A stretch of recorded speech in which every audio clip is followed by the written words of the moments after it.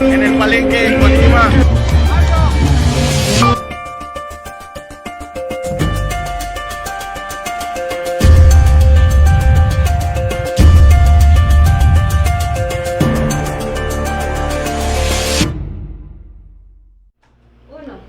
Bueno, pues ya regresamos, amigos de Archivo Digital, estamos en esta charla, es viernes perchero y pues aquí está Fernando Moreno Peña, exgobernador de Colima, nuestro cronista y comentarista para este viernes, que nos tiene un invitado, estamos platicando con él y pues vamos a retomar lo que venía siendo el tema. El tema ha sido COVID, esta pandemia del coronavirus que nos trae asoleados y a muchos seguramente con muchas dudas e inquietudes. Médico, usted tenía la voz, adelante por favor. Bueno, muchas gracias y bueno, resuelta la interrupción y de manera pronta y expedita como la justicia. Muy bien. Estábamos hablando de que, bueno, COVID-19 es la enfermedad, SARS-CoV-2 es el nombre del virus que la ocasiona. SARS-CoV-2 es un beta coronavirus que tuvo, al parecer, un brinco zoonótico. Quiere decir que la enfermedad, el virus, se encontraba en animales y pasa a humanos. El animal donde nos dijeron que se encontraba radicando eran en murciélagos. Y entonces, en China, Wuhan, se da este virus, se da el salto y hay un clúster de más o menos 23 pacientes que comienzan la enfermedad. Son encontrados, se refieren, el médico que refiere estos casos primero lo meten a la cárcel, después sale de la cárcel, enferma y el doctor Gunli muere por la enfermedad. En China, en enero, la enfermedad, la epidemia, comienza a manejarse cerrando la ciudad, cerrando las vías de comunicación, aislando a las personas, no sabían muy bien qué hacer. Pues bueno, la enfermedad rápidamente, COVID-19, sale de las fronteras de China, pasa a los países del sur del Pacífico Asiático, pasa a Medio Oriente, en Irán hace estragos, pasa posteriormente y en los países donde más pega en Europa son norte de Italia, España, Francia, Alemania. Posteriormente llega a Estados Unidos, llega primero que nada a Washington y pues bueno, tenemos en México el primer caso registrado de COVID-19 a finales de febrero. Estamos hablando que tardó prácticamente 2 meses y medio la enfermedad en llegar de origen a llegar a México. Entonces, una enfermedad de gran transmisibilidad. El virus SARS-CoV-2 se nos dice al principio que se transmite por contacto directo, eso es manos contaminadas, que al llevarlas a los ojos, nariz y boca nos contaminamos. Después nos hablan bien de que se transmite por gotas de saliva, al hablar, al toser, al cantar, al estornudar. Son gotas de saliva que directamente salen y caen en superficies, pero hace algunas semanas, 3-4 semanas, se habla de la transmisión por aerosoles, y esto es que de forma definitiva, al no traer cubrebocas, una persona portadora asintomática o una persona enferma saca virus, el cual se queda en aerosoles flotando en el ambiente, y si es un lugar cerrado con poca ventilación de aire, este virus puede durar ahí flotando por varias horas y las personas al inhalarlo pues se contaminan. Vamos a hablar, yo creo, si le parece, de la... ¿Qué quiere que hablemos? De las etapas, ¿no? Las etapas clínicas, bueno, de la enfermedad. Ok, vamos a hablar un poco de la enfermedad COVID-19. Cuando una persona se contagia por primera vez, esto es, habiendo respirado las partículas virales o si no traía cubrebocas, entonces también igual se toca superficies contaminadas, no se lava las manos, no se echa alcohol en las manos, entonces se puede tocar ojos, nariz y boca y se contagia. La persona pasa por un periodo de incubación, que en promedio está escrito son 11.5 días. Entonces, ese es el promedio, más o menos una semana, 11.5 días, semana y media, para comenzar a desarrollar los síntomas. A partir del tercer o cuarto día de que se contagia, la persona ya tiene suficientes virus para comenzar a contagiar. Esto se llama que el portador asintomático puede infectar a otras personas. El grado de cuánto se puede contagiar siendo portador asintomático, en algunos escritos y en algunas conferencias de las Naciones Unidas, de la Organización Mundial de la Salud, de la OMS, que depende de la ONU, se dice que el portador asintomático tiene una capacidad baja de infectar. El que ya está enfermo y tiene síntomas, tiene una capacidad más alta de infectar. Y esto es que puede infectar desde el día 3 o 4 hasta que presenta los síntomas, que es por ahí entre el día 11. O sea, puede infectar sin tener síntomas. Sí, eso es el problema, se puede infectar sin tener síntomas. Por eso la gran distribución de pacientes que hay. Ese es el caso del asintomático. Pero el otro que sí tiene síntomas, pero antes de tenerlos ya puede contagiar. Es correcto.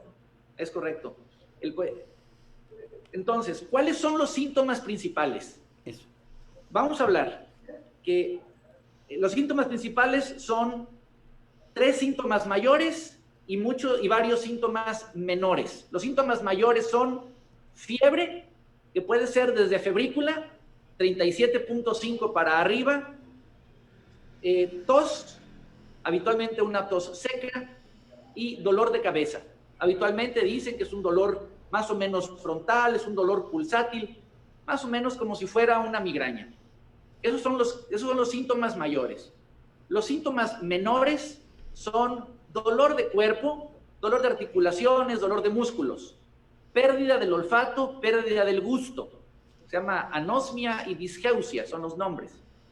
También hay diarrea, también hay ojos rojos, nariz con escurrimiento, lagrimeo, y hay alteraciones cutáneas también. Hay un rash o como un sarpullido, o hay algunas lesiones entre los dedos de los pies o de las manos.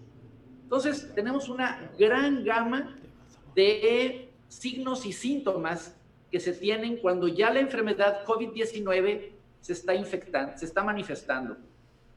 Durante casi 3 meses, los criterios para decir la definición operacional de caso decía: si tienes 2 de los síntomas principales y al menos 1 de los síntomas secundarios, ya tienes COVID, ya eres sospechoso de tener COVID-19.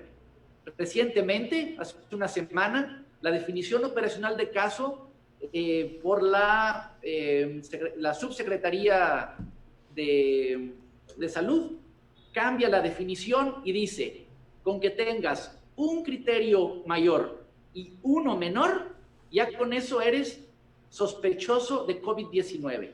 Y esto pues porque estamos en una pandemia. Entonces, pues cualquier persona con fiebre y malestar, o dolor de cabeza y diarrea, o tos y dolor de cuerpo, ya es sospechoso de tener y ser portador de SARS-CoV-2 o tener COVID-19. Hay que tener en cuenta lo siguiente: estamos en una pandemia. Pandemia significa epidemia en todos los continentes. Una epidemia en todos los continentes es una pandemia. Entonces, estamos en una pandemia de COVID-19. Hoy por hoy, estos síntomas significan esta enfermedad hasta no demostrar lo contrario. Aquí en Colima, ¿cuál es lo contrario más frecuente que estamos diagnosticando? Digo más frecuente porque ha tocado en la cuestión clínica ver esto, es dengue. Ya tenemos, empiezan a haber casos que se presentan de dengue y quienes hemos vivido mucho tiempo en Colima, sabemos que el dengue se presenta así: fiebre, dolor de cabeza, malestar general, ojos llorosos. Entonces, tenemos que diagnosticar, tenemos que tener como diagnóstico diferencial, en Colima al menos, al dengue. También faringoamigdalitis, también faringitis virales, también problemas digestivos que ocasionan diarrea, en fin. Pero vómito. Tenemos que pensar en COVID-19 hasta no demostrar lo contrario. ¿Qué formas tenemos de diagnosticarlo? Ahora sí, ya una vez que una persona reúne criterios de clínicos para ser sospechoso de COVID-19, vale la pena hacer, dependiendo de la evolución y presentación clínica, algunos estudios. Por no sé qué motivos, así no voy a meterme a pensar en ellos, en México la prueba principal viral, que es la RT-PCR, que es reacción en cadena de polimerasas en tiempo real, para detectar al virus, digamos que la prueba fue controlada por el gobierno federal. Solamente se permitió que los laboratorios estatales de salud pública en los estados se hicieran, y prácticamente ningún laboratorio particular se le permitió hacerla en un principio. Hasta recientemente algunos laboratorios particulares ya la tienen. La prueba de PCR, que es la reacción en cadena de polimerasas en tiempo real, la nariz, es la famosa, el hisopado nasal. El hisopado de la nariz, llegan a decir, la prueba de la nariz. ¿En qué consiste? Esta prueba detecta las partículas virales en tiempo real y de forma presencial. La principal área que se tiene para albergar o tener este virus es la rinofaringe, que es la parte posterior de la garganta hacia arriba en la nariz, y la vía de acceso que se tiene es a través de la nariz, pasando por el piso de la nariz hasta el fondo, 22 o 24 centímetros, con un hisopo. Esto es un palillito de plástico o madera muy delgadito, de madera delgadita o de plástico delgadito, que tiene un algodón en la punta. Se introduce con cierta técnica que ya los técnicos saben hacerla. Yo ahorita les platico por qué esa técnica es importante. Se llega hasta la rinofaringe, hasta la parte posterior de la garganta, se raspa la mucosa faríngea y se guarda en un tubo de transporte algodón con este hisopo. Se toma otra muestra por boca, que esa no es tan sensible, la de por boca es 30% menos sensible, pero se toma también por boca, hacia la faringe, atrás de la lengua y un poquito hacia arriba, pegado a los pilares de las amígdalas. Se raspa ahí la mucosa, se toma el hisopo, se guarda en el tubo de transporte y se lleva a laboratorio de biología molecular. En esta muestra se van a buscar 4 secuencias genéticas, cuatro genomas, 4 secuencias del genoma del virus, y mediante cuestiones de la computadora, pues, el estudio, se busca y se hace un match, se hace una sobreposición de la muestra, y la muestra te la dan, el resultado te lo dan como positivo o negativo para la presencia del virus SARS-CoV-2. Esta prueba tiene un 35% de falsos negativos. Hay que tener eso bien en cuenta. Porque si se tienen todos los síntomas, fiebre, tos, dolor de cabeza, cuerpo cortado, rash, diarrea, y estamos en Colima, pues eso clínicamente es COVID-19. Y si me hacen la prueba de RT-PCR y sale negativa, no puedo decir, no, de ninguna manera puedo hacer eso. De ninguna manera puedo decir, no tengo nada, es otra cosa. No, señor. 35% de las pruebas es el fallo estadístico por la técnica de toma, por el transporte, que si no le raspó lo suficiente, que es el error clínico estadístico de la prueba. Entonces, una prueba de PCR negativa no nos excluye que no lo tengamos. Hay que tener bien claro eso. Ahora, ¿qué otras pruebas diagnósticas tenemos? Primero, la prueba de PCR se puede hacer a partir del tercer o cuarto día de la supuesta exposición y puede seguirse tomando más o menos hasta el día 7 o día 9 después de haber presentado síntomas. ¿De acuerdo? Los 3 o 4 primeros días desde la infección no hay suficiente virus para poderlo detectar. O sea, a ver, si yo convivo con una persona hoy que sé a los 2 días de que tiene COVID, de que salió positivo y quiere hacerse la PCR, se la hago 2 días después de... Al cuarto día. Porque ahí apenas comienzan a haber ya virus suficientes para detectarse. Ahora, ¿por qué no se hace después del día 7 o 10, después de haber comenzado a tener síntomas? Porque para esa fecha ya el cuerpo ya luchó contra el virus, la respuesta inmunológica ya está neutralizando al virus y prácticamente ya no queda suficiente virus para poder detectar. Médico. Entonces, sí. Mira, hay ya varias preguntas, no sé si haya la posibilidad. Ahora sí que sí, ya claro. sabemos la forma como tú lo planteas de lo que son las pruebas. Pero vamos a lo práctico. En Colima no se hace ninguna prueba si no la persona tiene insuficiencia respiratoria. Pero aparte hay muchas de las preguntas que a lo mejor nos quisieras ayudar a contestar. Van ellas.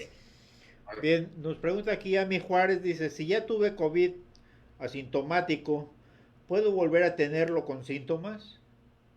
Bien, la respuesta bueno, eso es uno de los problemas ahorita por resolver. La inmunidad, vamos a ver rápido la inmunidad. La inmunidad viene por 2 caminos, la inmunidad humoral y la inmunidad celular. La inmunidad humoral es la que es mediada por anticuerpos del tipo IgG e IgM. Los anticuerpos IgG e IgM se sabe que después de los 3 o 4 meses los anticuerpos pueden ya no estar presentes. La inmunidad mediada por células puede ser suficiente para mantenernos protegidos, inmunes. Hay un caso registrado, perfectamente registrado, de Hong Kong, salió artículo la semana pasada, de una persona que tuvo COVID, se curó de COVID-19, se mantuvo sin enfermedad un tiempo. En marzo se contagió primera vez. Y luego se volvió a infectar. Entonces, ante la pregunta, ¿me puede volver a dar COVID? Pues así, categóricamente, sí. Si puedo decir, ¿es probable, es fácil que vuelva a dar? La respuesta es no. Muy fácil, muy probable que vuelva a dar, no. Pero sí es posible que nos volvamos a enfermar de COVID-19. Bien, aquí nos preguntan también, ¿cómo detectar que un asintomático porta el virus? Bien, la única forma, bueno, la forma de detectar que un asintomático porta el virus, una forma es por la PCR que se toma por nariz. Otra es que se haga una tomografía pulmonar, que ese es un estudio que tiene alta sensibilidad y alta especificidad, pero la tomografía pulmonar, bueno, no la recomendaría en asintomáticos, pero en un sintomático sospechoso, ese es el estudio que podemos recomendar que tiene más sensibilidad y más especificidad para detectar COVID-19. Hay cambios tomográficos que ya se saben bien, que son característicos para COVID-19 y nos dicen si alguien es negativo o positivo para la enfermedad con las imágenes. Además de decir si somos o no positivos para la enfermedad, nos dice la extensión de la enfermedad y nos puede dar un pronóstico. O sea, es un estudio muy útil. Y puedo decirles que es un estudio que además en muchos gabinetes del Estado, los amigos radiólogos hicieron un esfuerzo y bajaron el precio del estudio y anda costando como 1,300 pesos, 1,500 pesos. No es un estudio por mucho muy oneroso, es un estudio que se puede desembolsar pues si está uno enfermo, y considero que ante la sospecha de COVID-19 hay que hacer una tomografía torácica simple. O sea, ante la sospecha sin síntomas. Pues sí, pero prácticamente si no hay síntomas y hay sospecha, lo único que le diría a la persona, pues aíslate 10 días. ¿Por qué? Pues no tenemos PCRs tan fácilmente a la mano. Las pruebas inmunológicas de anticuerpos igual salen negativas y no funcionan, porque las pruebas de anticuerpos hay que tomarlas 7 a 9 días después de haber comenzado síntomas. Esa es otra. Encontramos muchas personas que se quieren hacer la prueba de los anticuerpos, la prueba en sangre que le dicen, que es la prueba que determina anticuerpos, en los primeros días de la enfermedad.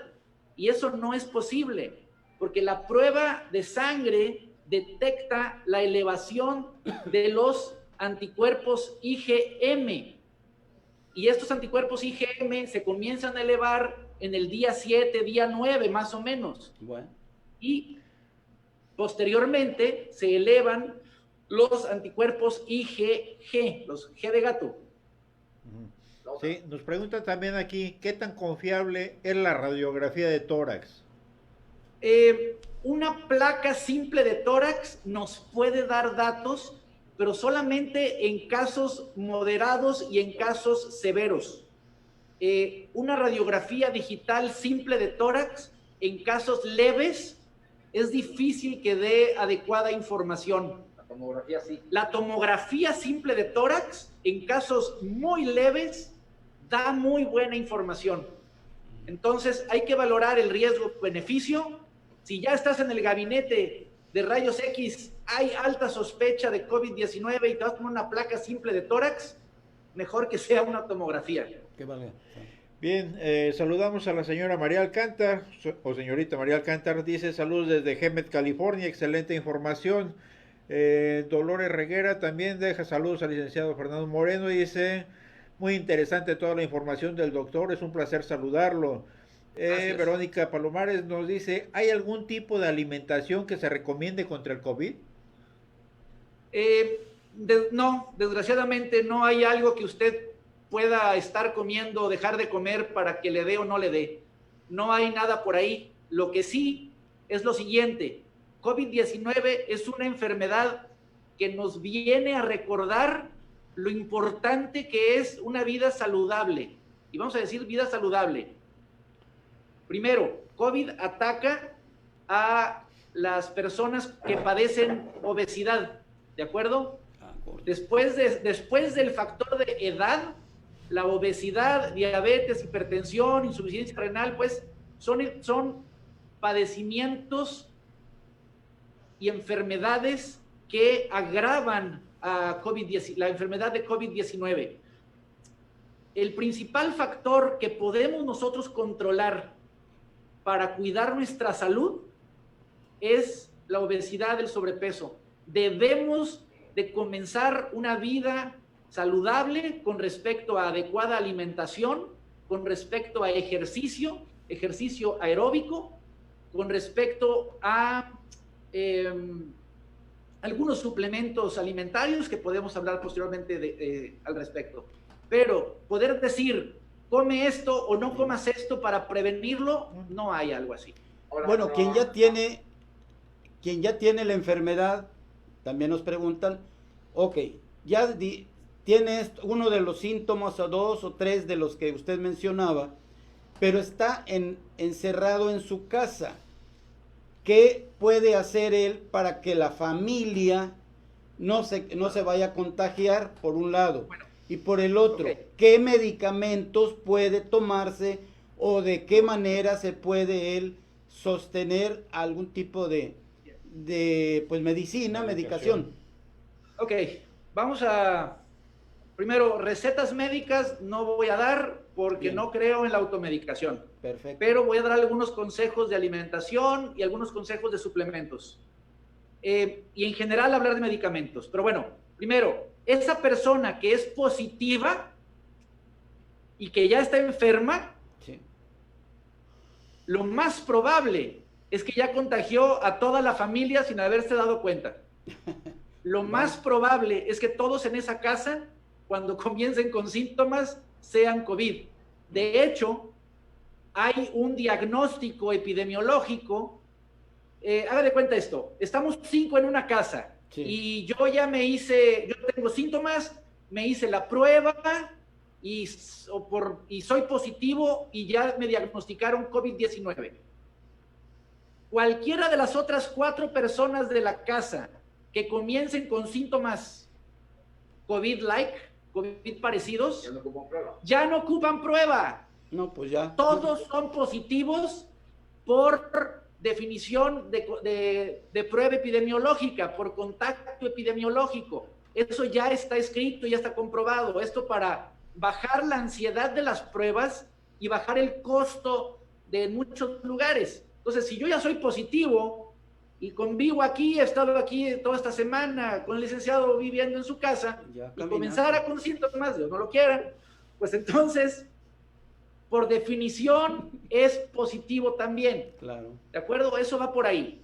¿Qué puede hacer para no contagiarlos? Pues bueno, lo que tenemos que hacer, ya que tenemos síntomas, pues bueno, eso en la calle.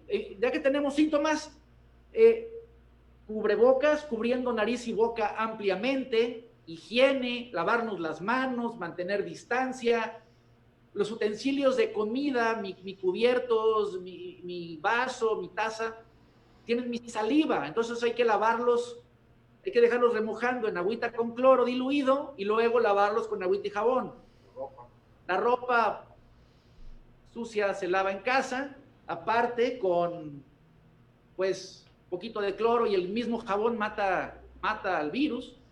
Entonces, esas cuestiones de higiene básicas, que esas las venimos oyendo, pues ya desde febrero para acá, ¿verdad? No hay que olvidar eso. Bien importante, el uso de cubrebocas, las mascarillas faciales. Colima fue el primer estado que saca esta ley. De veras aplaudo esa maniobra de salud pública y de compromiso social con la salud. Sí. Si por las buenas no entendíamos, pues caray, a ver si una ley nos obliga, pues, pero el control con mascarillas faciales, cubrirnos nariz y boca estando en lugares públicos, estando en la vía pública, es súper importante, súper importante. Si hoy el 90% de la población usara mascarillas faciales, en 14 días el 60% de la población el 60% de los casos nuevos dejan de presentarse. 90% de uso de mascarillas disminuiría en un 60% la presentación de casos nuevos. Esta es información que ayudamos en la Secretaría de Salud a presentar al Congreso del Estado. Medicamentos, Pues médico. Tiene muchas razones, doctor, el no dar medicamentos ni recetas. No, claro. ¿Por qué? Claro, no. Porque depende de cada paciente. No es igual la enfermedad para todos. Okay. Es las condiciones de cada quien lo que determina el medicamento. ¿De acuerdo? Pero vamos a hablar algo al respecto. Sí. Mire, COVID-19 es una enfermedad que tiene una manifestación clínica en evolución rarísima. Puede ser desde asintomático hasta una gripita o una diarreíta, o puede ser una enfermedad, una neumonía de focos múltiples que mata en cuestión de días. Puede ser desde muy poco hasta algo tremendamente grave, que es como lo conocemos en los factores más graves. Entonces, lo que hemos propuesto y lo que manejamos con otros colegas es que debe de haber una detección oportuna y un tratamiento médico oportuno escalonado. Escuchen bien esto: tratamiento médico oportuno escalonado. ¿Qué quiere decir? Que desde que se comienzan a tener síntomas, debemos de acudir con el médico. Desde que tenemos fiebre, tos, dolor de cabeza, desde que me siento mal y tengo diarrea, vamos con el médico. ¿Por qué? Porque ya sabemos cómo COVID-19 mata.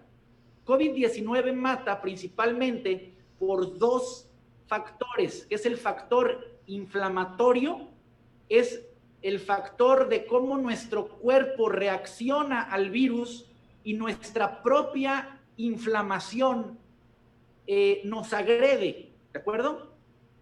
Nuestra propia respuesta inflamatoria nos agrede. Y la otra forma, que van juntas, es que COVID-19 no es como tal una enfermedad respiratoria.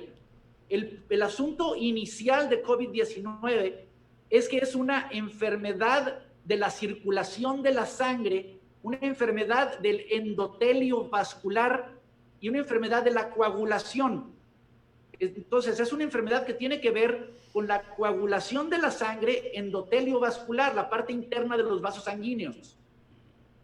Si ya sabemos que COVID-19, al final de cuentas, mata por esas dos vías, el médico que atiende a la persona debe estar atento y dar de forma oportuna medicamentos que contrarresten esa cascada inflamatoria y medicamentos que contrarresten ese asunto de la coagulación, de la formación de coágulos en la sangre. Pero, ojo, como lo dice el licenciado Moreno, la enfermedad no es igual en las personas.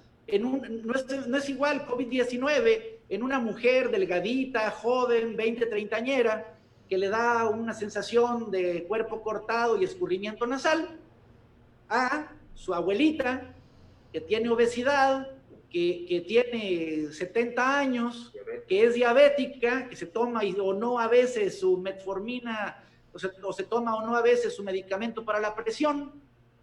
En esa paciente, COVID-19 tiene mucho más de dónde atacar y de dónde hacer.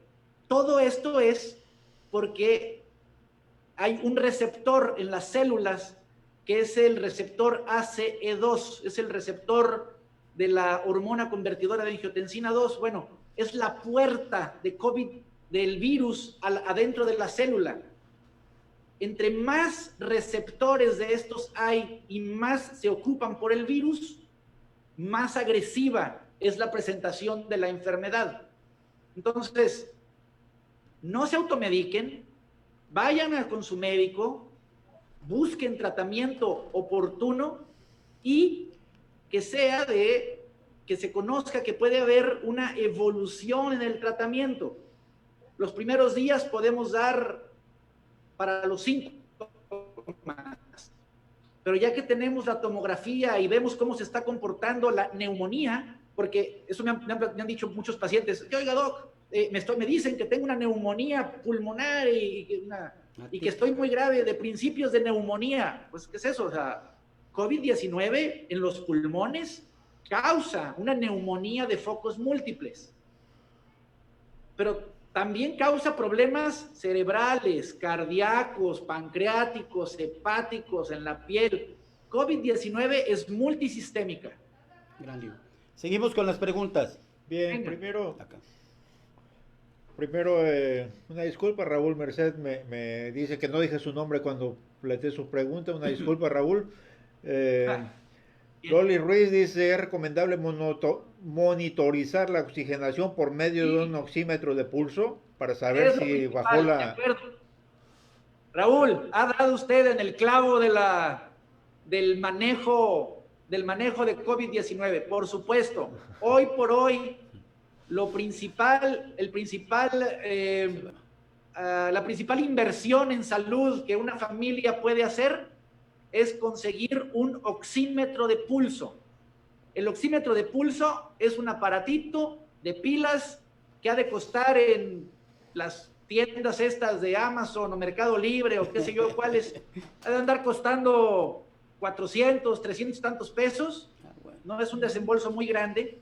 Y este aparatito se pone en el dedo y le pica uno un botoncito y este aparato nos va a dar entre 2 y 3 cosas. Nos va a dar la cantidad de oxígeno que está unido a la hemoglobina en nuestra sangre, el porcentaje, nos va a dar nuestro pulso y nos va a dar una curvita, una grafiquita que a los médicos nos dice mucho y a las gentes no les dice nada, que es la pletismografía.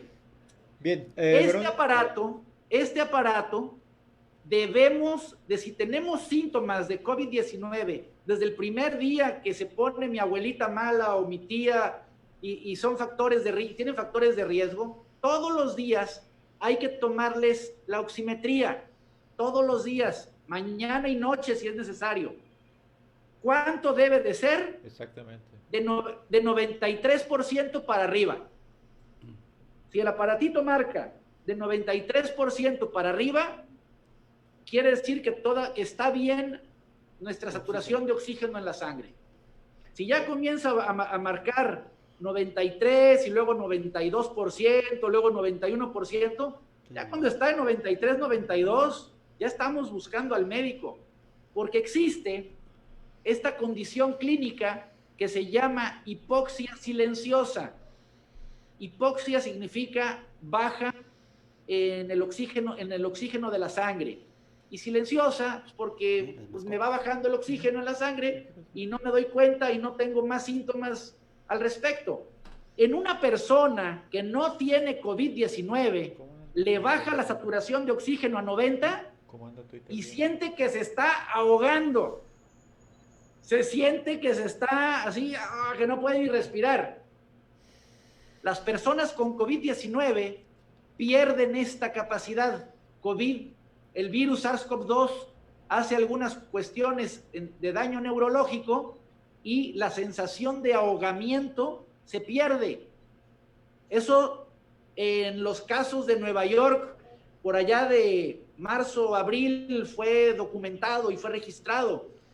Le llaman hipoxia de fiesta, party hipoxia, o sea, como que tengo hipoxia y me voy de fiesta, ¿verdad? Porque ni la siento. Entonces, señor Raúl, oxímetro de pulso. De acuerdo. Bueno. Bien. Rosana Camarena Mellón dice, saludos doctor Michael Hirsch, gracias por salvar a mi mamá y curarnos a mi hermana y a mí. Gracias. Verónica Nande pregunta que si las mascotas, perros o gatos, pueden infectarse también de COVID. Vamos a decir que así, no pueden. Hay un dato por ahí, pero fueron en leones y tigres. ¿Quién sabe si los gatos pudieran? Pero no está bien determinado eso. Bueno. Ok. Raúl Merced nos vuelve a preguntar. Aquí dice, ¿me puedo infectar en sitios donde no hay aglomeraciones? Dicen que el virus puede desplazarse y conservarse en el aire por X tiempo. Sí, pues miren, técnicamente vamos a decir que no. Si es un espacio abierto, bien ventilado, la posibilidad de infectarte es extremadamente baja.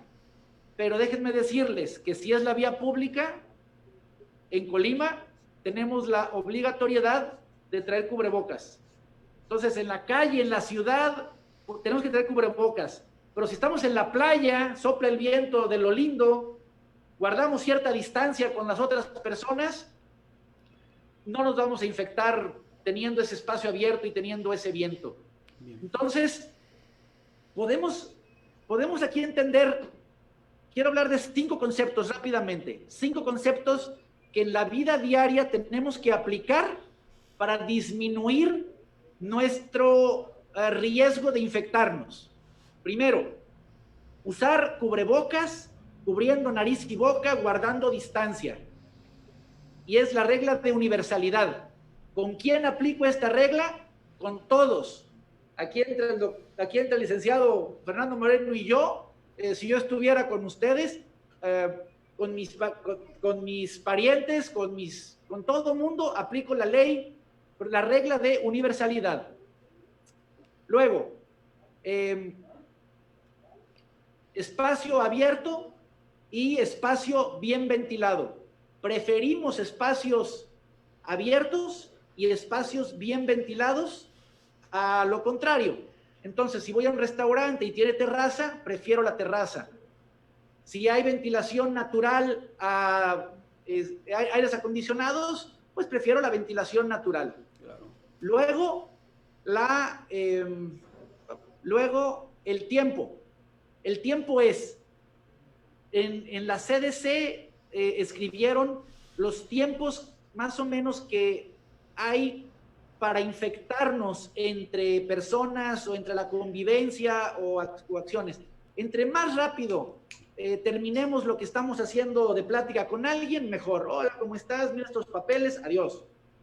Menos conversación por un tiempo. Y luego el último es el punto de la higiene y barreras. Nunca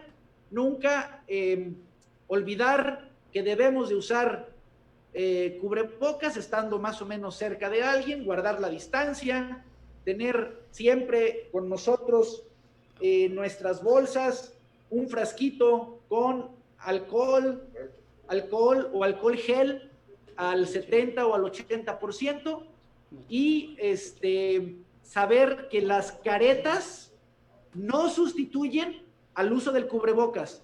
Eso de me pongo la careta y ya, me quito el cubrebocas. No hagan eso, eso no funciona. Traemos careta, eso es para evitar salpicaduras a nuestros ojos, pero la careta no protege nuestra vía aérea. Bueno. Bien, aquí le preguntan, dice, ¿qué tanta confianza tiene como médico del laboratorio que hará la vacuna que dijo AMLO? No tengo información al respecto, ya nos darán información. Hablar de la vacuna es hablar de un proceso que va rapidísimo, que lo están haciendo saltándose, no sé si modos de seguridad. Una vacuna habitualmente tarda entre 3 o 5 años en desarrollarse. Aquí llevamos 6 meses de pandemia y ya nos están diciendo que ya hay una vacuna. Pues yo creo que hay que ver qué pasa, ¿verdad? Laboratorios serios, pues creo que está hablando del ruso, ¿no? No, AstraZeneca. AstraZeneca. Bueno, AstraZeneca, por supuesto que es serio. AstraZeneca es un laboratorio de reconocimiento mundial. Universidad de Oxford, reconocimiento mundial. Pfizer también. Buenos condones. Pues entonces, si son esos laboratorios que están hablando, sí, pues. ¿Y la rusa? No tengo idea de la rusa. Sale. No sé. O Fernando Tapia le pregunta, dice, ¿dónde se encuentra el doctor para consultas? Bueno, aparte... Bueno, gracias, pero ahí les va. Físicamente no estoy dando consultas para COVID a nadie. Todo es por WhatsApp y es consulta de telemedicina. Eso es porque ya está normado eso y podemos hacerlo. Por ahí dejaremos el correo electrónico con el cual pueden contactarme. Perfecto.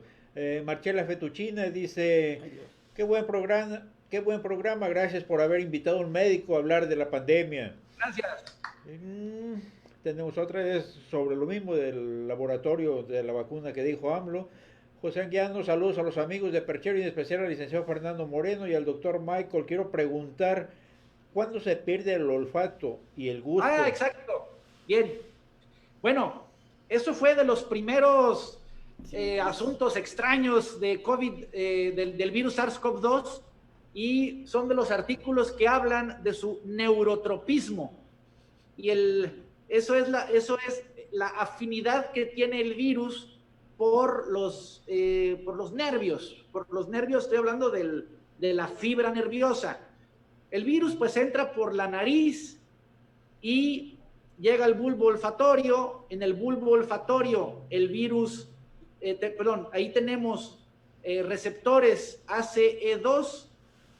El virus entra por el receptor ACE2 e inflama la vía olfatoria, y es nada más por un proceso inflamatorio.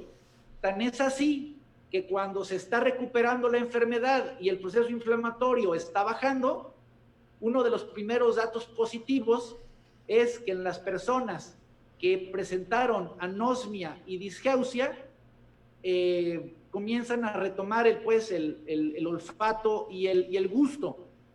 El sentido del gusto viene por el nervio de la cuerda del tímpano o nervio de Arnold.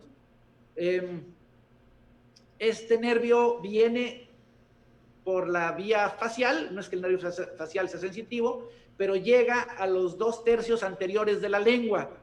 Entonces hay una disminución del sentido del gusto, que cuando se va recuperando es que la inflamación ya está bajando.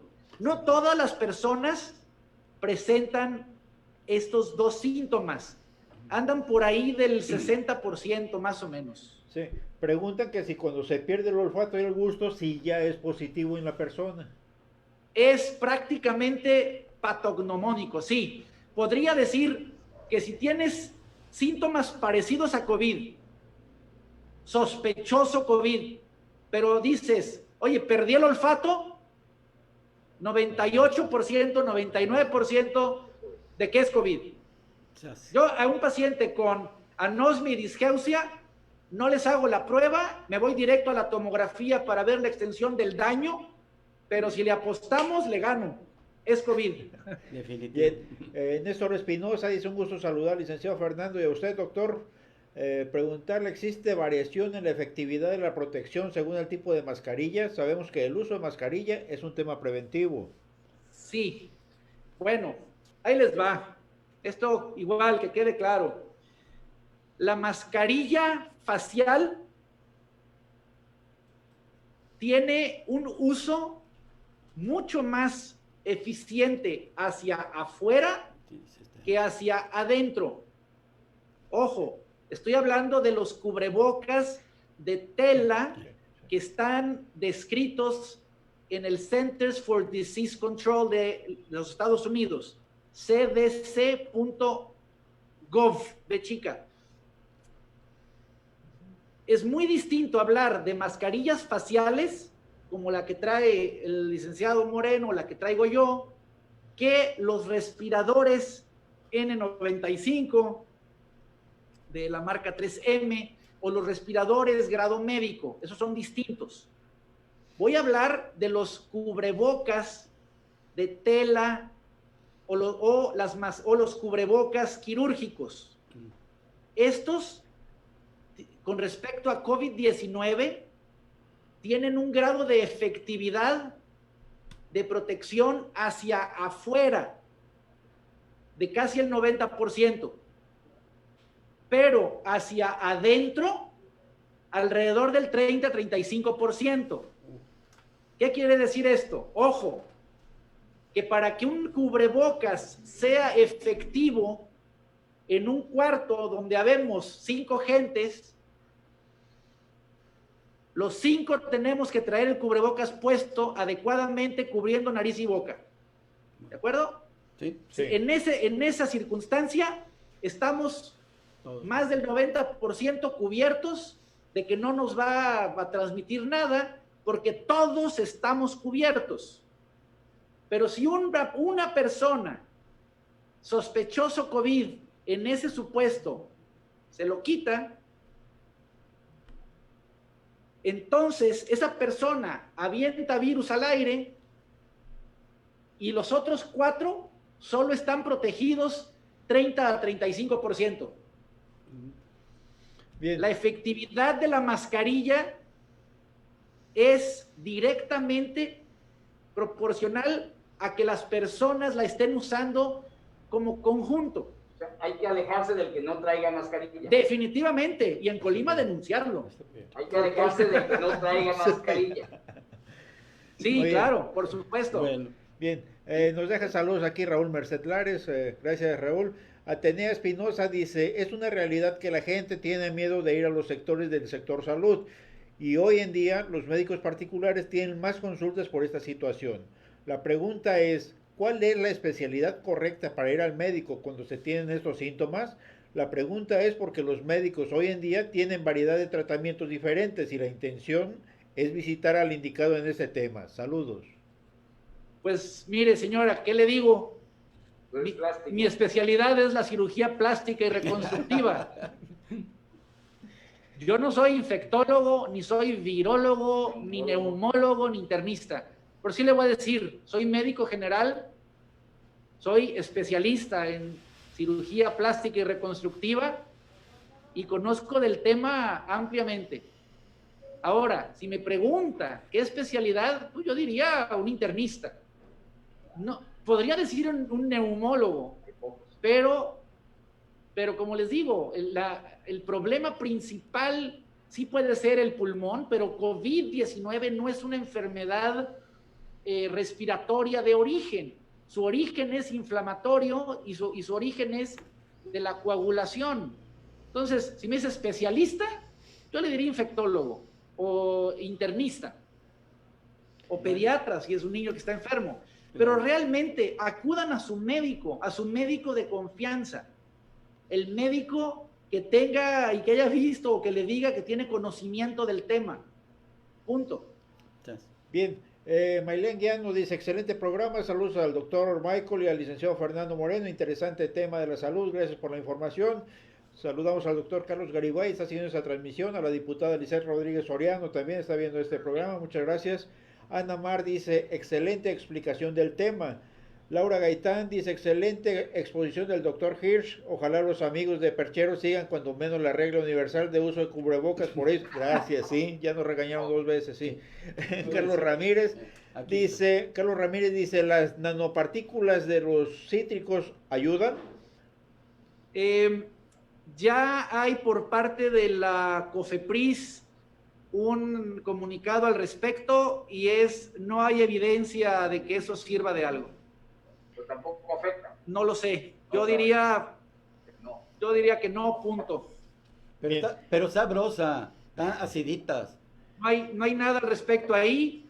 En ninguno de los papers de los documentos oficiales o de los artículos de revisión que le pueda yo decir que he leído, ninguno habla de esa cosa. Bueno. Bien, Ángel Carrillo nos dice saludos al doctor Michael, muy pedagógico, saludos al licenciado Fernando Moreno Peña. Griselda Hernández, con esta explicación que da el doctor, se entiende el por qué tantos contagios. Gracias por invitar al doctor. Zuli BL, buenas tardes, muy interesante, excelente. Gracias.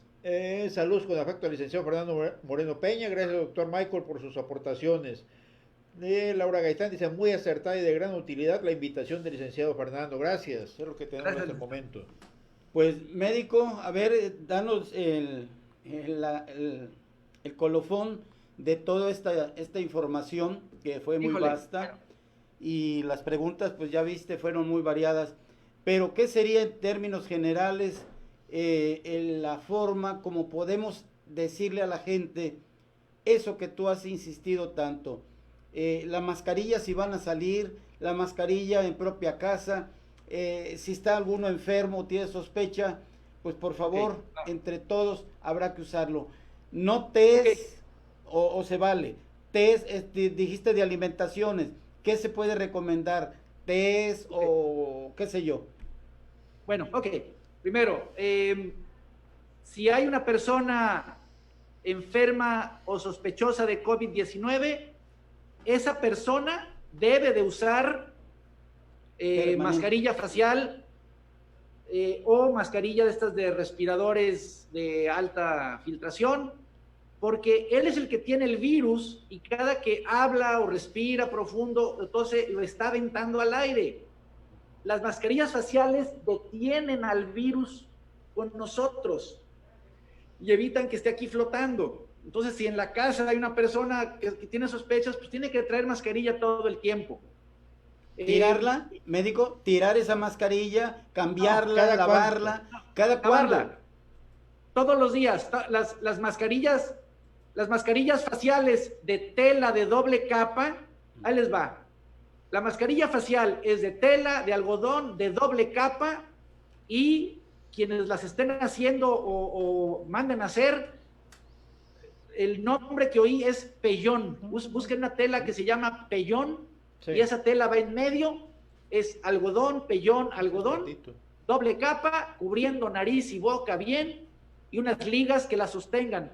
En lo personal, me gusta que sostengan al cuello y a la cabeza los elásticos, porque luego las orejas se andan ahí lastimando. Hay unos dispositivos, unos aparatitos ahí que venden, que te los pones acá atrás y que las liguitas de la oreja se sostienen ahí, funcionan bien. Bueno.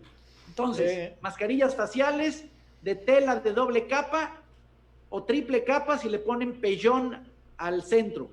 Estas mascarillas son lavables, se lavan con agua y jabón Lirio, jabón Casablanca, se les pone cloro, qué sé yo, se lavan como cualquier otra prenda, ¿sí?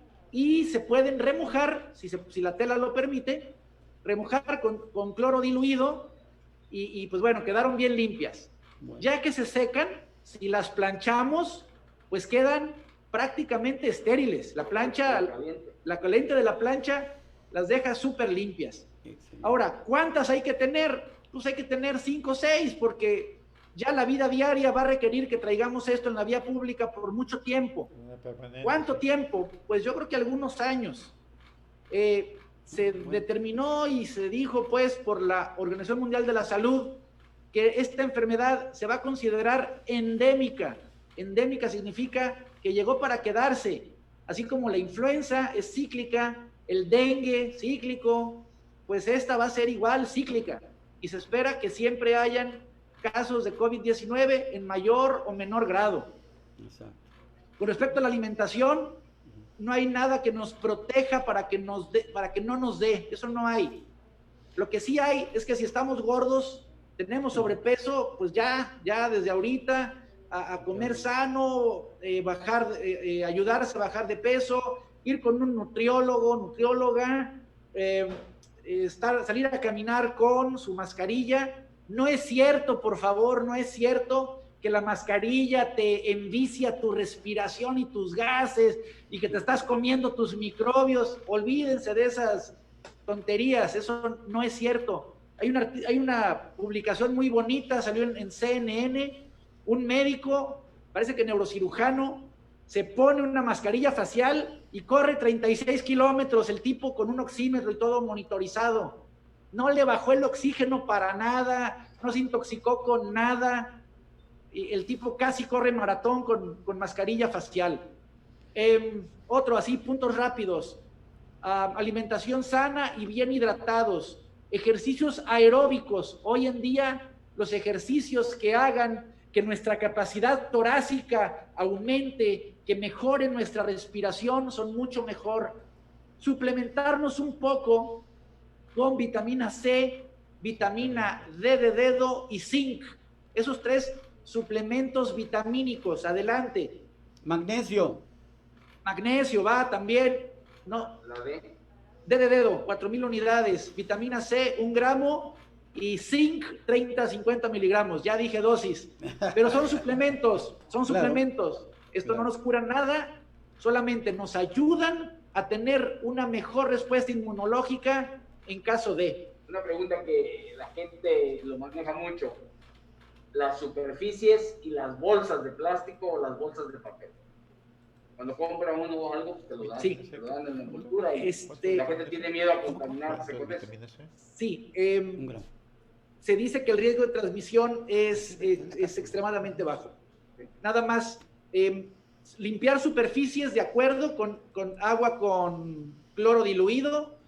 Esto es, el cloro, ¿cómo se diluye? 1 litro de agua con 20 mililitros de cloro, y eso con un spray, y con eso se limpian las cosas, tiene usted razón, se limpian las superficies, nos limpiamos las manos con alcoholito, alcohol diluido, alcohol, digo diluido, porque es alcohol al 70 o al 80%. ¿Qué más? Bien. Resto de las preguntas que me hizo. A ver. Bueno, aquí nos piden que invitemos también a un neumólogo, dice, hay como 4 en Colima. Rosana Camarena Mellón dice, ¿qué opina del dióxido de cloro? Gracias. Sí, dióxido de cloro, por las agencias internacionales y nacionales que quieran, el dióxido de cloro no está recomendado. El dióxido de cloro no está probado que cure nada de esto. Produce daños. La COFEPRIS tiene un comunicado al respecto. La Dirección de Epidemiología de la Secretaría de Salud tiene un comunicado al respecto, y agencias internacionales tienen comunicados al respecto. No lo usen, no sirve. Así. También aquí nos pregunta, dice, quisiera preguntarle al licenciado Fernando Moreno sobre el tema del manejo del COVID por parte del gobierno federal, porque siempre dicen que ya se aplanó la curva. Bueno, yo creo que aquí el tema es de que el gobierno federal nos estuvo diciendo durante mucho tiempo que había que ir al hospital hasta que tuviera uno problemas de respiración. Y creo que eso fue una recomendación equivocada, porque los nuevos estudios demuestran que el problema no es únicamente respiratorio, es sistémico. Y desde el principio. Por eso, cuando se tengan los síntomas, como decía el doctor, hay que ir con el médico. De preferencia, no un experto puede ser en COVID, porque no los hay muchos, pero el médico que lo conoce al paciente sabe sobre sus debilidades y sus fortalezas. Sí, bueno, doctor. Y además son médicos que han estudiado y que están estudiando mucho ahora este problema. Casi todos los médicos están metidos, pues sí, la mayoría, es correcto, a conocer el tema. Yo lo que veo del gobierno federal es que la parte exitosa que el gobierno declara es que no se saturaron los hospitales. Y tienen razón, no se saturaron los hospitales, pero no se redujeron los muertos tampoco, porque ya llevamos más de 66,000. Da la impresión de que el gobierno quiso salvar el sistema de salud, que no se colapsara, que no dijera, lo rebasaron. Y algo... Eso no ha pasado, no se ha rebasado el sistema de salud porque hay camas suficientes. Hay camas suficientes, pero no hay médicos suficientes que dominen el tema. Hay muchos respiradores que se trajeron de fuera, pero no todos los médicos ni todo el personal saben manejar un respirador. Correcto. ¿Sí? Es correcto. Ese es el tema. Y las otras dos críticas que yo le hago al gobierno es el no recomendar el cubrebocas y no hacerlo con el ejemplo. Al presidente lo quiere mucha gente y lo sigue mucha gente. Entonces la gente lo ve sin cubrebocas y dice, no, pues el presidente, que es su ídolo, no usa cubrebocas, tampoco lo vamos a usar. Y la otra es las pruebas. No hacer pruebas suficientes. ¿Qué ha sido exitoso? Que hay camas suficientes.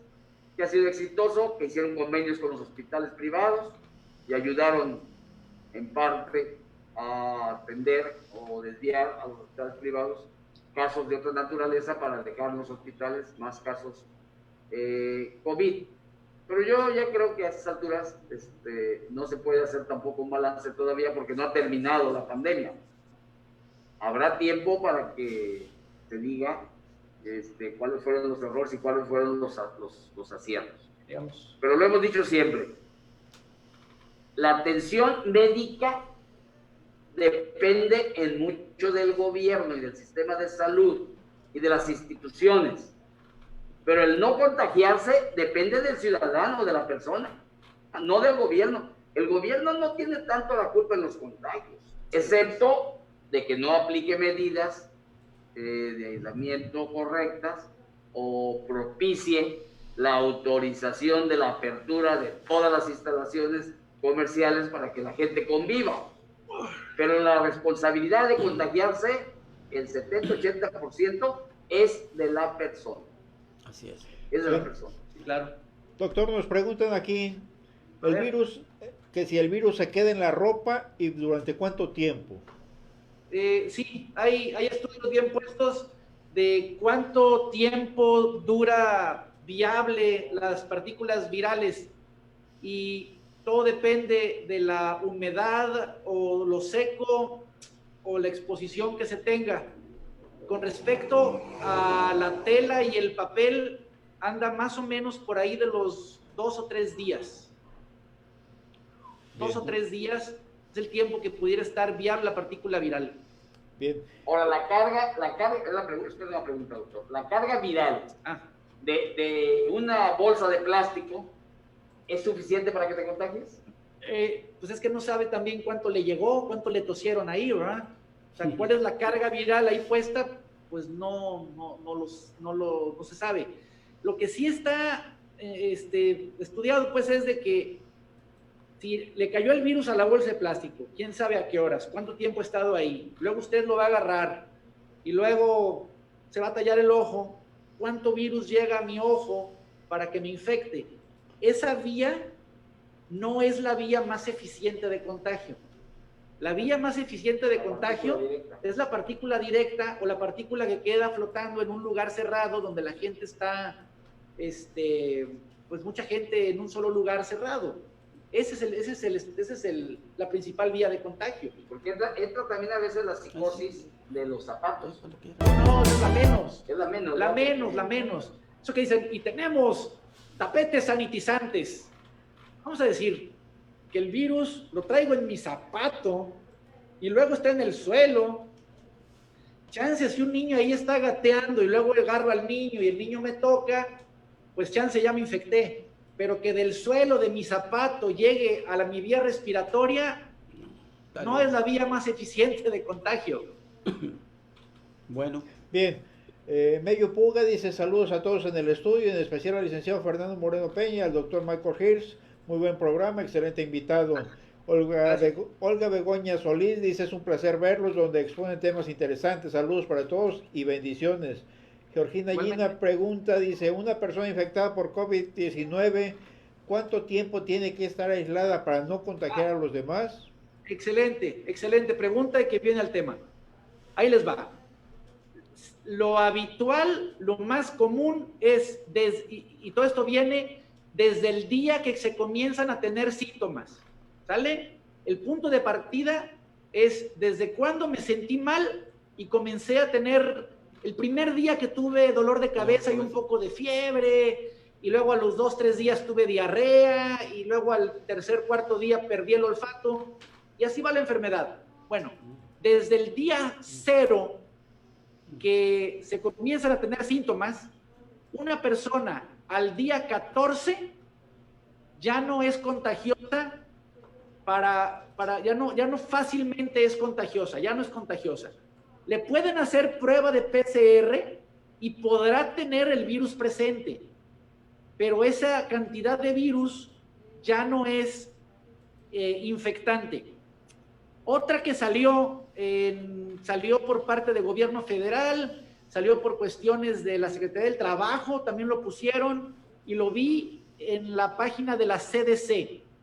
Y es esto: una persona ya no es contagiosa si a los 10 días después de haber tenido síntomas, siempre y cuando los últimos 4 días no haya tenido fiebre, no haya tenido síntomas y se sienta en general bien, sin estar tomando medicamentos. Entonces, me enfermé, tuve síntomas, a la semana dejo de tenerlos y por ahí del día 10, 11 no tengo síntomas, los últimos 4 días no he tenido síntomas, ya no estoy tomando paracetamol, ni ibuprofeno, ni nada de eso, ya no contagio. Así es. A ver, porque se ha dicho mucho, y ahorita el doctor lo dice, que son los 14 días a partir de los síntomas. Pero también han venido diciendo que los 14 días son a partir de la prueba, que te tengan la prueba de que eres positivo, ¿no? No, es a partir de que comienzan los síntomas. Sí, a partir de que se comienzan los síntomas. Bien. Atenea Espinosa nos pregunta, bueno, dice aquí, el tema de la prueba es muy interesante, ya que es un abuso el costo para la gente que estamos con bajos recursos económicos. Mucha gente de zonas rurales ni siquiera saben que tienen COVID a pesar de los síntomas, porque no tienen ni para el pasaje. Deberían implementar visitar ese tipo de zonas. Bueno, déjeme decirle también algo.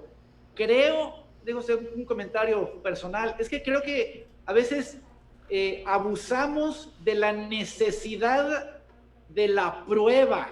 O sea, como que también es un abuso emocional. O sea, si tienes fiebre, dolor de cabeza, perdiste el olfato, tuviste diarrea y estamos en pandemia, ¿para qué quiero una prueba PCR que me diga lo que creo que ya tengo? Y aparte tengo que aislarme, ya sé que tengo que hidratarme, el médico pues, me da algunas cosas para mejorar esto o aquello, y si mi saturación de oxígeno comienza a bajar, porque el oxímetro así me lo está diciendo, pues tengo que hacerme una tomografía pulmonar y aumentar el número de medicamentos que me tienen que estar dando. Entonces, la necesidad de la prueba PCR sí existe, pero y debería ser para los contactos asintomáticos y aislarlos. Una política pública que lejos en México no se hizo, y es la política pública de éxito de países buscar a los enfermos como Corea del Sur, Vietnam, lo hicieron en India, que es buscar a los enfermos asintomáticos y aislarlos. Aquí no se hizo. Aquí optamos por aislar a toda la gente, pues en lugar de buscar y aislar a los contagiados. La política federal con respecto al trato de los asintomáticos fue realmente errática. Bien, Néstor Espinosa le pregunta, doctor, ¿qué opinión le merece el tema del COVID-dengue? Al parecer actualmente son contados los casos, dice, ¿hay más complicaciones médicas en las personas? Claro. ¿Son compatibles los tipos de tratamiento? Sí, en lo personal tengo 3 pacientes COVID-dengue. ¿Qué quiere decir? Ahí les va. Una persona que comienza con todos estos síntomas, le haces le haces la tomografía y sale la tomografía característica de COVID-19. Sale la imagen de vidrio despulido, salen las consolidaciones focales múltiples, salen los datos de adherencia y del empedrado lateral, sale todo en la tomografía. Igual le haces una prueba inmunológica y sale positiva. Y luego ves algunos datos en la sangre, como que las plaquetas comienzan baje y baje y baje, o la fiebre es distinta, más alta, y tomas la prueba inmunológica para dengue y la prueba de anticuerpos para dengue, de antígeno para dengue, y sale positiva. Antígeno positivo, IgM positivo para dengue, con pruebas de COVID positivas, COVID-dengue. Y claro, pues hay que tener más cuidado, ¿verdad? Porque ahora son 2 virus coexistiendo. Sí. Bueno, Isa Llerenas dice, médico, menciona 3 vías fáciles de contagio, o sea, ¿con qué tengo más probabilidad de contagiarme? Bueno, lo más común, pues es la vía respiratoria. Otro es aísle su vía respiratoria, cúbrase nariz y boca y cerciórese que todos los que están a su alrededor, en un lugar cerrado o en un lugar como su casa, no sé, también tengan cubrebocas. Si son gente de fuera de su familia. La otra es, no comparta cubiertos. Mira, te doy, pruébale mi vaso, mi taza, mi cuchara. Nada de compartir cubiertos. La otra no se estén picando la nariz, tallando los ojos, chupando los dedos con las manos sucias. Si tiene necesidad de tallarse los ojos, rápidamente se echa alcoholito en sus manos o agarra una toallita, un Kleenex y ya se limpia, o igual pues, se talla con el dorso del dedo, pero con su mano limpia. Oye, y los enamorados nada de besitos, ¿verdad? ¿Perdón? En los enamorados nada de besitos. Hay todo un tema al respecto. No. Bien, Atenea Espinosa dice, ¿es correcto? Perdón, hay todo un tema al respecto porque está escrito, los españoles escribieron mucho de cómo va la expresión de la sexualidad en tiempos de COVID. No, Otro tema. No quiero saber.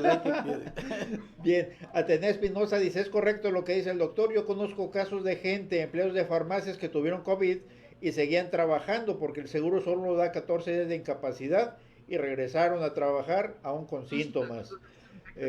Chelo Ochoa nos deja buenas tardes, gracias. Dice Yerena, le da las gracias. Y bueno, es lo que tenemos hasta ahorita. Damos la bienvenida a María Elvia Ceballos Acosta, está siguiendo esta transmisión, muchas gracias. Pues doctor Fernando, el tiempo ya se nos agotó, pero no sé con qué quiera cerrar Fernando Moreno o el invitado, el doctor. Yo agradeciéndole al doctor y agradeciéndole a ustedes que nos dieron la oportunidad de escucharlo, de que le preguntaran. Es una gente muy talentosa, tiene mucha sensibilidad social, le gusta colaborar, no es egoísta, al contrario, es muy generoso con lo que sabe, con su tiempo, con su experiencia, y yo estaría muy agradecido con él. Y con ustedes también por la oportunidad que nos dan de compartir con el público que tradicionalmente nos escucha sobre temas de tipo político, de crítica, de propuesta que hemos hecho. Pero creo que es importante porque yo sino siempre toco un poco el tema del COVID y qué mejor que lo haga una gente que tiene amplio conocimiento sobre Gracias. Claro. Le agradecemos. Gracias. Muy agradecido. Gracias, médico. Y bueno, nada más antes de terminar, recibimos aquí también un mensaje de Juan Manuel Barocio Moreno. Dice que aunque no es el tema, pero que tiene un asunto que no le pueden resolver sobre unas placas del estado de Colima, que si alguien quiere ayudarle. Bueno, pues ahora sí que es un tema ajeno a lo que es. Dentales. ¿Perdón? ¿Son placas dentales o de taxi? No, de placas del estado de Colima deben ser vehiculares. Pero pues desconozco. ojalá nos quieras mandar el texto, amigo, y con mucho gusto hacemos la investigación correspondiente con las autoridades de vialidad o con quien corresponda. Con muchísimo gusto te ofrecemos. Que te mande el dato y si yo puedo hacer algo. Exactamente, sí. Pero mándanos por favor el dato completo por inbox para que nosotros tengamos ese acceso a la autoridad. Y bien agradecerle al doctor Carlos Garibay que nos dijo que este fue un excelente programa. Muchas gracias. Y pues una vez más, gracias médico. Gracias doctor, gracias licenciado. ¿Cuándo vamos a hablar del informe? ¿Verdad? Pues a ver si abrimos un espacio. Me vas a tener que invitar lunes o martes. El lunes inicia el proceso federal electoral, entonces vamos a ver cómo se va a poner. Hay 3 partidos nuevos. Tres nuevos. No, 2. Ah, ya 2, bajaron a 1. Y el de Calderón. Vamos a hablar de eso el lunes. El lunes lo hablamos, o el lunes o el martes. Damos aquí un último mensaje. Rosana Camarena Mellón dice: Rosalena Mellón quiere hacer pública su admiración y agradecimiento por el profesionalismo y entrega del doctor Michael Hirsch. Verónica Nande, en el ISSSTE en urgencias un solo médico por turno, me consta porque estuve antier más de 3 horas por la tarde y no digo más porque es lamentable que en una institución de salud las urgencias las filtre la recepcionista.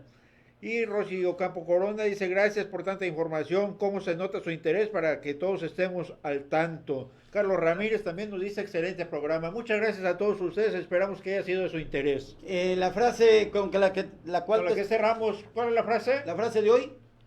La misma, lo que viene conviene. Ahí está. Gracias a todos ustedes que siguieron la transmisión, los esperamos en una próxima lunes, ya sabes, 5 de la tarde, aquí en Perchero. Cuélguele lo que quiera.